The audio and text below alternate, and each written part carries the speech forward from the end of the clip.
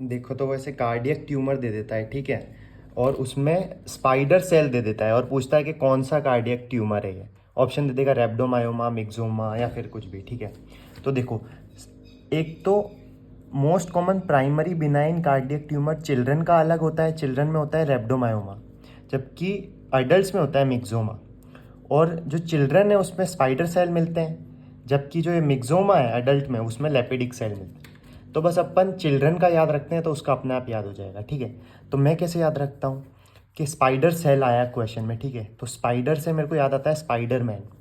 और spider man है ना, बच्चों का रब होता है, मतलब बच्चों का भगवान तो वही है ना, बच्चों का रब तो स्पाइडर मैन ही है, ठीक है। अब बोले यार स्पाइडर मैन कैसे रब, तो देख, काश तुम इसका फैसला मुझी पर छोड़ दो कि किसकी मैं इबादत करूं, कौन मेरा खुदा बने, ठीक है। तो भाई सबको अलग अलग चीज़ में रब मिलता है, किसी को डांस से मिल गया, किसी को गाने से मिल गया, ठीक है।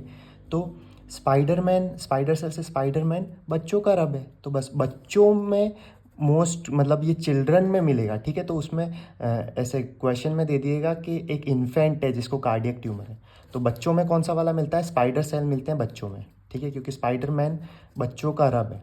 अब कौन सा ट्यूमर है, तो रब से रबडोमायोमा, ठीक है, रबडोमायोमा।